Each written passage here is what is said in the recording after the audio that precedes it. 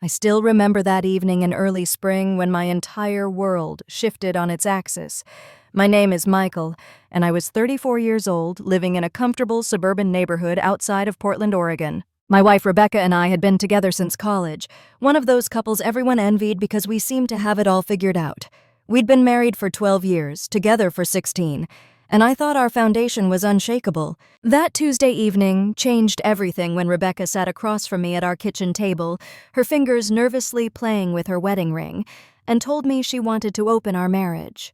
The words hung between us like a physical barrier, and I felt my heart drop into my stomach. Rebecca had always been the love of my life, with her honey blonde hair that she wore in loose waves and those green eyes that sparkled when she laughed. But that night, those eyes held something different, a restlessness I'd never seen before. She explained that her coworkers at the advertising agency where she worked as a creative director had been sharing their experiences, talking about how opening their relationships had actually brought them closer to their partners. She said she felt like she'd missed out on so many experiences by being with only one person since she was 19 years old. I sat there, stunned, trying to process what she was saying. My mind raced through our recent history, searching for signs I might have missed. Had I become complacent? Had I stopped seeing her, really seeing her the way I used to? When I asked if I'd done something wrong, if I wasn't enough for her anymore, she reached across the table and took my hand. She insisted it wasn't about me being inadequate. It was about her, about parts of herself she'd never explored, about wondering who she might have become if she'd had different experiences. The more she talked, the more I felt like I was watching our life together unravel thread by thread. When I finally found my voice and told her no, that I couldn't do this, that it went against everything I believed about marriage and commitment, she delivered the blow that would change everything. She looked me straight in the eye and said, either we open the marriage, or she wanted a divorce. Those were my only two options. The woman I'd promised to love forever was giving me an ultimatum that felt like choosing between two different kinds of death, the death of our marriage as I knew it, or the death of our marriage entirely. The next week was torture. I went through the motions at my job as a financial analyst, but I couldn't concentrate on spreadsheets and projections when my personal life was crumbling. I'd find myself staring at my computer screen, seeing nothing, while my mind replayed every moment of our relationship, looking for where things had gone wrong. Rebecca gave me space, but I could see the determination in her eyes hadn't wavered. She'd made up her mind, and now she was just waiting for me to catch up to her new reality. I tried talking to my best friend James about it, but he was going through his own divorce and wasn't exactly the best person to give relationship advice. My parents, who'd been married for 40 years, would never understand. So I suffered in silence, weighing my options, trying to imagine a future without Rebecca versus a future where I had to share her with other people. After 7 days of sleepless nights and barely eating, I gave in. I couldn't lose her completely. We sat down and established ground rules, the most important being that our home was sacred. No one else was allowed in our personal space, and we'd always be honest with each other about everything. Rebecca dove into this new arrangement with an enthusiasm that shocked and wounded me deeply. Within days, she was dressing differently, wearing tighter clothes, higher heels, makeup that was more dramatic than her usual natural look. She started staying out later, constantly on her phone, smiling at messages that weren't from me. She began talking about Nathan, the new accounts director at her agency, who had transferred from their New York office. He was 37, recently divorced, and according to Rebecca, incredibly sophisticated and well-traveled. The way her face lit up when she mentioned him made me feel physically ill. I tried to adapt, tried to convince myself this was just a phase we needed to work through. I downloaded dating apps, feeling ridiculous as I tried to write a profile that explained my situation without sounding pathetic. I went on a few coffee dates with nice women who deserved better than a man whose heart wasn't in it. There was Maria, a teacher who loved hiking and had an infectious laugh. There was Jennifer, a nurse who volunteered at animal shelters on weekends. They were lovely, accomplished women, but I couldn't connect with any of them because every conversation, every smile, every moment felt like a betrayal of what Rebecca and I had built together. The worst part was coming home to an empty house, not knowing where Rebecca was or what she was doing. Some nights she'd come home at midnight, smelling of unfamiliar cologne, her lipstick smudged, her hair mussed. She'd slip into bed beside me, and I'd lay there rigid, pretending to be asleep, while my imagination tortured me with images of what she'd been doing. Other nights, she wouldn't come home at all, sending brief texts saying she was staying with a friend.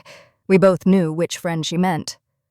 Everything exploded on a Thursday evening in late April. I'd had a particularly brutal day at work, a major client threatening to pull their account, and I'd developed one of my tension headaches that had become increasingly common since our arrangement began. I left the office early, just wanting to go home, take some painkillers, and lie down in a dark room.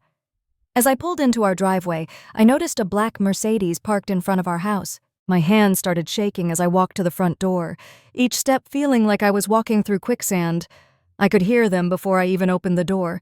Rebecca's distinctive laugh mixing with a deeper male voice. My key trembled in the lock as I turned it, and when I stepped inside, I saw them through the hallway. Our bedroom door was wide open, and there they were, Rebecca and Nathan. In our bed, the bed where we'd spent countless lazy Sunday mornings reading the paper together, where we'd whispered our hopes and dreams to each other, where we'd cried together after her miscarriage 3 years ago when we'd been trying so desperately to start a family. The rage that erupted from deep within me was unlike anything I'd ever experienced. I shouted, I cursed, I demanded they get out immediately. But what happened next broke something inside me that I don't think will ever fully heal. Rebecca, instead of showing any remorse or embarrassment, actually had the audacity to look annoyed at my reaction. She called me naive right there in front of him, said that rules were meant to be broken, and that I was being dramatic. Then she calmly got dressed, not rushing, not apologizing, and left with Nathan, leaving me standing in my own bedroom, shaking with a combination of rage, humiliation, and devastation. That night marked a fundamental shift in my psyche. I sat in our living room until dawn, not moving, not crying, just staring at nothing while something inside me quietly died. The pain and anger slowly crystallized into something else, a cold determination. If this was the game she wanted to play, then I would learn the rules. I updated my dating profiles with renewed purpose, started actually engaging in conversations, and began going out more. It was at a book club meeting that my colleague Sandra had been pestering me to attend that I met Olivia. She was 30 years old, a pediatric physical therapist with warm brown eyes and auburn hair that she wore in a messy bun. She had moved to Portland from Boston a year earlier after ending a long-term relationship with someone who'd been emotionally unavailable. She had this way of really listening when people talked, leaning in slightly, her face animated with genuine interest. When she laughed, which was often, it came from deep within, authentic and unguarded. We started as friends, meeting for coffee after book club, then grabbing dinner when we realized we could talk for hours without running out of things to say. Olivia knew about my situation from the beginning. I was honest about everything, and instead of running away, she said she appreciated my transparency and believed in living in the present moment. She had been hurt before and understood complicated situations. What struck me most about Olivia was how present she was, how she could find joy in small moments, like the way she'd close her eyes when tasting really good coffee, or how she'd stop mid-conversation to point out a beautiful sunset. The change in my demeanor didn't go unnoticed at home. Rebecca, who had been practically living a separate life for weeks, suddenly started paying attention again. She began cooking elaborate dinners, something she hadn't done in months, making all my favorite dishes. She started initiating physical contact, reaching for my hand, trying to cuddle on the couch, attempting to recreate the intimacy we'd once shared. But it was too late. The spark I'd carried for her for 16 years had been extinguished that night I found her with Nathan in our bed. All I could think about was Olivia, her kindness, her authenticity, the way she made me remember who I was before all this pain. The shift in our dynamic was palpable. Where once I'd been the one checking my phone anxiously, now it was Rebecca who watched me with worried eyes as I smiled at messages. Where once I'd been the one waiting up, now it was Rebecca who sat in the living room pretending to read while obviously waiting for me to come home. The power balance had shifted and she didn't know how to handle it. When Rebecca finally came to me on a rainy Sunday afternoon in June, tears streaming down her face, begging to close the marriage, I felt nothing but a hollow sadness. She collapsed on our couch, the same couch where we'd spent countless evenings watching movies and planning our future, and sobbed like I'd never seen her sob before. She clutched at my shirt, begging me to give us another chance, saying she'd made a terrible mistake, that she'd been foolish and selfish, that what we had was irreplaceable, and she'd thrown it away for nothing. I held her while she cried, but it felt like comforting a stranger. The woman in my arms looked like Rebecca, sounded like Rebecca, but the Rebecca I'd married, the Rebecca I'd built a life with, felt gone. When she finally calmed down enough to speak coherently, she begged me to tell her we could work through this, that we could go back to the way things were. But we both knew that was impossible. You can't unbreak a vase and expect it to hold water the same way again. The next evening, after we'd both had time to calm down, I insisted we needed to talk honestly about everything. I made us tea, Earl Grey for her, chamomile for me, and we sat at the kitchen table where this had all started. Rebecca's story came out in pieces, each revelation cutting deeper than the last. Her work friends, particularly Diana, a 42-year-old senior art director who was on her third marriage, and Melissa, a 39-year-old accounts manager who prided herself on her modern approach to relationships, had planted the seeds of discontent. They'd told her she was missing out, that she'd settled too young, that she needed to experience more of life while she was still young and attractive.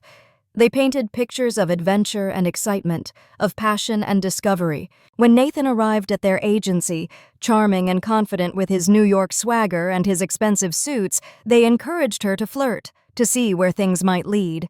They made her feel like her marriage was a cage, and Nathan was the key to freedom. What Rebecca revealed next made my blood run cold. The emotional affair had started months before she'd asked to open our marriage. Nathan had been pursuing her relentlessly, taking her to expensive lunches, complimenting her work and her appearance, making her feel desired in a way that was new and intoxicating. He'd text her constantly, funny messages that made her laugh, thoughtful observations that made her feel seen. She insisted nothing physical had happened during this time, but the emotional betrayal felt just as devastating. The physical line had been crossed 2 weeks before our conversation about opening the marriage. It had happened after an office happy hour when Nathan had offered to walk her to her car. He'd kissed her in the parking garage, and she'd kissed him back.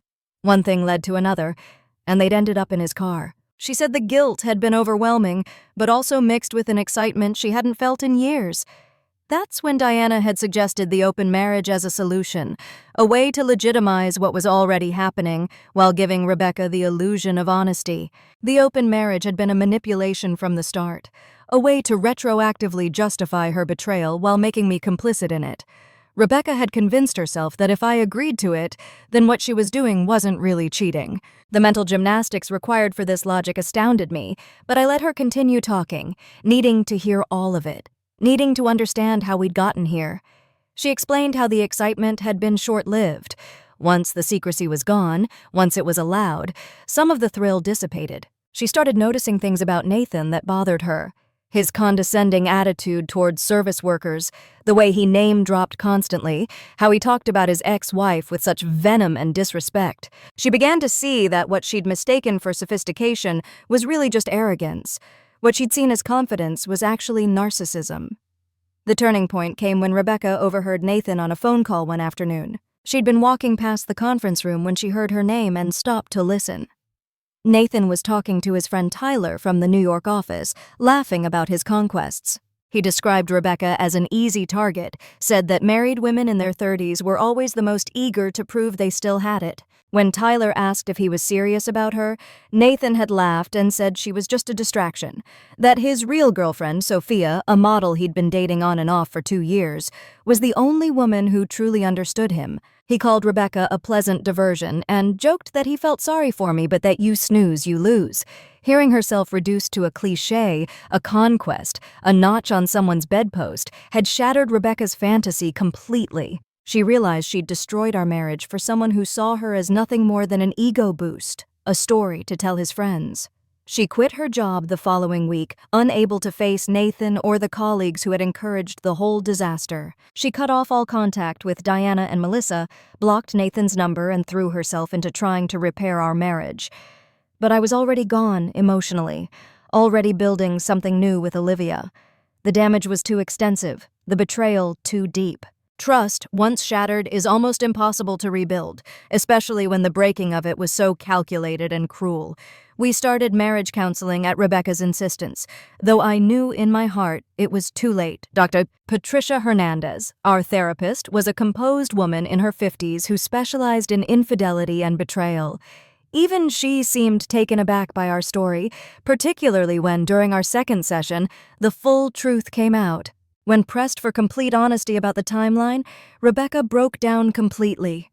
She fell to her knees in the therapist's office, grabbing my legs, sobbing so hard she could barely breathe. Mucus ran down her face as she admitted that she'd been physical with Nathan multiple times before asking for the open marriage, not just the ones she'd initially confessed to.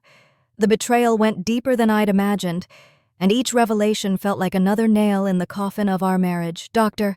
Hernandez had to help me practically carry Rebecca to the couch, where she curled into a ball, shaking with the force of her sobs. That night, I moved out. My younger brother Thomas and his wife Kelly had a furnished basement apartment in their house in the Pearl District, and they welcomed me without question. Thomas had always been protective of me, and while he tried not to say "I told you so," I knew he'd had concerns about the open marriage from the moment I'd told him about it. The space gave me clarity and peace. I could breathe again without feeling like the walls were closing in. I continued seeing Olivia, who was patient and understanding about my complicated situation. She never pushed for more than I could give, never demanded promises I wasn't ready to make. We took long walks in Forest Park, cooked dinners together at her apartment, spent quiet evenings reading on her couch with her cat, Mochi, purring between us. She was teaching me that relationships didn't have to be complicated, that love could be simple and kind and steady. Meanwhile, Rebecca's world continued to implode. She called me one evening, hysterical, because Jennifer, one of her former colleagues, had reached out in crisis. Jennifer had started an affair with Nathan after Rebecca left the company, curious about what all the fuss was about. She had a boyfriend of 6 years, David, someone she genuinely loved and had been planning to marry, but the thrill of the forbidden had been too tempting to resist. Jennifer discovered she was pregnant, and when she told Nathan, he turned vicious. He accused her of trying to trap him, threatened to destroy her career if she didn't take care of it, and revealed a cruel side she hadn't seen before. Her boyfriend, David, discovered their affair when he found email exchanges about the pregnancy while using her laptop. He left her immediately, devastated by the betrayal. The stress of losing David, combined with Nathan's cruelty, caused Jennifer to miscarry. In her grief and rage, she decided to burn everything down. Jennifer went to HR with screenshots of inappropriate messages, recordings of Nathan's threats, and testimonies from other women he'd pursued in the office. She exposed him to upper management and even reached out to Sophia, his model girlfriend, with evidence of his multiple affairs. Nathan was fired within a week, his reputation in the advertising industry destroyed. Jennifer also faced consequences for the inappropriate relationship and left the company, her own career damaged by the scandal. Jennifer reached out to me, wanting my side of the story for potential legal action. We met at a quiet coffee shop downtown, and the woman who sat across from me was a shadow of a person. Her eyes were hollow, ringed with dark circles, and her hands shook as she held her coffee cup. She apologized profusely for her role in encouraging Rebecca's affair, taking full responsibility for the pain she'd helped cause. She said losing both her baby and David had changed her fundamentally, that she couldn't look at herself in the mirror without feeling sick. The last time I saw Rebecca was when I went to collect more of my belongings from our house. I'd carefully chosen a time when she should have been at her new part-time job at a nonprofit, but she was there, sitting on our living room floor, surrounded by photo albums and wedding pictures spread across the coffee table. She'd been crying, her face swollen and red, tissues scattered around her like snow. She tried to show me threatening messages Nathan had sent her after learning she'd helped Jennifer expose him, as if his true nature being revealed would somehow undo all the damage. She begged me to stay for lunch, to talk, to give us one more chance. When I refused, she became desperate, trying to seduce me, and when I pulled away, she screamed loud enough for the entire neighborhood to hear. She demanded to know what Olivia gave me that she couldn't, her voice breaking with anguish. The answer was simple but too cruel to voice. Olivia gave me peace. She gave me respect. She gave me the feeling of being valued for who I was, not as a backup plan or a safety net. She gave me joy without conditions, love without manipulation, partnership without ultimatums. I left Rebecca sobbing on our living room floor, surrounded by the photographs of happier times, and I haven't been back since. I've been in individual therapy for 4 months now with Dr. James Chen, a specialist in betrayal trauma. He's helped me understand that my numbness toward Rebecca is a protective mechanism, my psyche's way of shielding me from further pain. We've worked through the stages of grief because that's what this is, grieving the death of the marriage I thought I had, the future I'd planned, the woman I thought I knew. I've also consulted with a divorce attorney, though I haven't filed yet. Part of me is still processing everything, still coming to terms with the end of what I thought would be a lifetime partnership. The paperwork sits in a folder in my desk, filled out but not yet submitted. A final step I'm working up the courage to take. Olivia has been my anchor through all of this. She doesn't try to replace what I had with Rebecca or compete with 16 years of history. Instead, she's showing me what a healthy relationship looks like, one built on mutual respect, genuine affection, and honest communication. We take things one day at a time, both of us aware that I'm still healing. But there's a gentleness between us that feels like coming home to a place I never knew existed. Becca still texts me sometimes, long messages about her therapy progress, about the work she's doing on herself, about how she's committed to becoming the woman I fell in love with again. She's joined a support group for people who've destroyed their marriages through infidelity. She started volunteering at a women's shelter, trying to find meaning and purpose. She sends me updates like we're still connected, like I'm still invested in her journey of self-discovery. She doesn't understand that the woman I fell in love with wouldn't have needed to find herself again because she never would have lost herself in the first place. She doesn't understand that trust, once shattered so completely, can never be fully restored. She doesn't understand that some betrayals cut so deep they change you at a molecular level that the person she's trying to win back no longer exists. I think about our life together sometimes, usually late at night when the world is quiet and memories have space to surface. I remember our wedding day, how radiant she looked walking down the aisle, how my hands shook as I placed the ring on her finger. I remember our 5th anniversary trip to Hawaii, where we renewed our private vows on a secluded beach at sunset. I remember holding her after her miscarriage, both of us crying for the child we'd never meet, promising each other we'd try again when we were ready. I grieve for those moments, for the couple we used to be, for the future we'll never have. I grieve for the children we talked about raising, the house in the suburbs we were saving for, the retirement plans we'd made. But I also recognize that grief is a process, not a destination, and each day it gets a little easier to breathe. The irony isn't lost on me that Rebecca got exactly what she said she wanted. She got to explore, to have new experiences, to see what else was out there.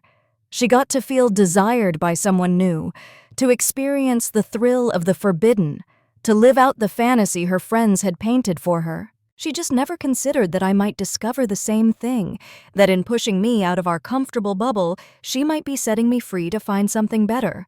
My brother Thomas thinks I'm being too generous by not immediately filing for divorce. He says, my fault, nothing to, but every mile I run feels like I'm literally moving forward, leaving the past a little further behind with each step. I've learned so much through this painful journey. I've learned that I can forgive without forgetting, that I can wish someone well from a distance without inviting them back into my life. Rebecca wanted an open marriage to find herself, to explore who she could be outside of us. In the cruelest twist of fate, it was I who found myself instead. I discovered who I could be when I wasn't defining myself solely as someone's husband, when I wasn't pouring all my energy into a relationship that had become one-sided. The man I've become wouldn't have existed without this pain, this forced journey of self-discovery. I'm not grateful for the betrayal, but I'm grateful for who I've become because of it. Last week, I finally signed the divorce papers. I sat at Thomas's kitchen table, Kelly making tea in the background, and put pen to paper on the documents that would officially end my marriage. My hand didn't shake. I didn't cry. I felt a strange sense of peace, like finally closing a book I'd been trying to finish for too long. Thomas offered to deliver them to Rebecca for me, to spare me that final confrontation, but I knew I needed to do it myself. I drove to our old house on a gray Tuesday afternoon. The lawn needed mowing, and the flower beds we'd planted together were overgrown with weeds. Rebecca answered the door in sweatpants and one of my old college t-shirts, her hair unwashed, her face bare of makeup. She looked smaller somehow, diminished. When she saw the envelope in my hand, her face crumpled, but she didn't cry. She just nodded and took it from me with trembling hands. We stood there in the doorway of the home we'd shared, two people who had once promised each other forever, now strangers divided by choices that couldn't be undone. She asked if I wanted to come in, for coffee, for closure, for one last conversation. I declined gently, telling her I'd said everything I needed to say. As I walked back to my car, I heard her call my name. I turned, and she stood in the doorway, clutching the divorce papers to her chest. She wanted to know if I ever really loved her, if any of it had been real. Told her the truth, that I had loved her with everything I had, that what we'd shared had been the most real thing in my life for 16 years. But that love, that reality, had ended the moment she chose to betray it. I told her I hoped she found peace, that I hoped she became the person she was searching for when she destroyed us. Then I got in my car and drove away, watching in the rearview mirror as she stood in the doorway until I turned the corner and she disappeared from view.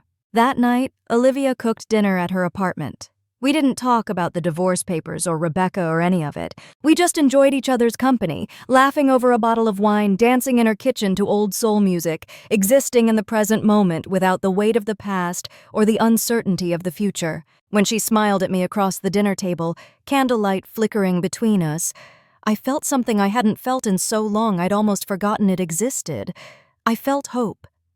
The journey from betrayal to healing isn't linear. There are good days and bad days, moments of strength and moments of vulnerability. Some mornings I wake up and for a split second forget that my life has completely changed, reaching across the bed for someone who isn't there. Other days, I wake up grateful for the peace, for the drama-free existence, for the genuine connection I'm building with someone new. Rebecca still texts occasionally, though less frequently now. She's apparently doing well in therapy, has found a new job at a different agency, is rebuilding her life piece by piece. Mutual friends tell me she's different now, more subdued, more thoughtful. They say she's genuinely remorseful, that she's doing the work to understand why she made the choices she did. I'm glad for her, truly. Everyone deserves the chance to grow and change and become better, but her journey is no longer connected to mine. Sometimes I wonder what would have happened if I'd said no to the open marriage and insisted on divorce right then. Would the pain have been cleaner, quicker, or would I have always wondered if I should have tried, if I should have fought harder? I'll never know, and I've made peace with that uncertainty. We make the best decisions we can with the information we have at the time, and beating ourselves up over what-ifs serves no purpose except to keep us trapped in the past. The truth is, Rebecca did me a favor, though it's taken me a long time to see it that way. By pushing for an open marriage, by showing me who she really was beneath the surface, she freed me from a relationship that had become unbalanced without my realizing it. She showed me that I had been accepting less than I deserved, that I had been so focused on preserving what we had that I couldn't see what we lacked. I'm 35 now, starting over in many ways, but I don't feel behind or lost. I feel like I'm exactly where I'm supposed to be, even if the path to get here was brutal. Olivia and I are taking a weekend trip to the coast next month, our first real vacation together. We've rented a little cottage right on the beach where we can fall asleep to the sound of waves and wake up to watch the sunrise over the ocean. It's a small step, but it feels significant, like we're building something real and lasting. My story isn't unique. Thousands of marriages end when one partner decides the grass might be greener elsewhere. The details change, but the pain is universal. The sense of betrayal, the questioning of everything you thought you knew, the struggle to rebuild your life and your sense of self. What makes any of these stories worth telling is not the pain, but what comes after, the resilience, the growth, the unexpected discoveries about strength we didn't know we possessed. Rebecca wanted to open our marriage, but what she really did was open my life to possibilities I never could have imagined.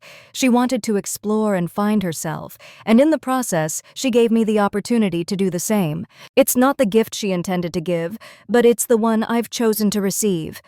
In the ruins of what we were, I've built something new, something that's entirely mine, something that no one can take away because it doesn't depend on anyone else for its existence. The wedding ring I wore for 12 years now sits in a safety deposit box along with other mementos from that chapter of my life. I don't wear any ring now, my finger bare, but not empty. Olivia asked me once if it felt strange, after wearing a ring for so long, to suddenly be without it. I told her it felt like freedom, like possibility, like a blank page waiting to be written. And that's where I am now, writing a new chapter, one day at a time. The future stretches ahead, unknown but not frightening, full of potential I'm only beginning to explore. I'm building a life that's authentically mine, surrounded by people who value honesty and loyalty as much as I do. Rebecca's betrayal nearly broke me, but in the breaking, I discovered I was stronger than I ever knew. She wanted more, something different, something exciting. In the end, so did I. I just found it in letting her go rather than in holding on. The autumn rain is falling outside my window as I write this, the Seattle weather matching the contemplative mood that comes with endings and beginnings. Tomorrow, Olivia and I are going furniture shopping for my new apartment, the first place that will be truly mine, not ours, not haunted by memories of another life. It's a small thing, picking out a couch, choosing plates, deciding on paint colors, but it feels monumental. It feels like hope made tangible, like faith in the future despite the pain of the past. This is my story, one of millions, unique in its details but universal in its themes of trust, betrayal, loss, and ultimately, renewal. Rebecca opened our marriage, but she opened so much more than that. She opened my eyes to what I deserved, opened my heart to new possibilities, opened my life to a future I never could have imagined when I was safely wrapped in the cocoon of our relationship. The cocoon had to break for me to discover I could fly. And now, finally, I'm soaring,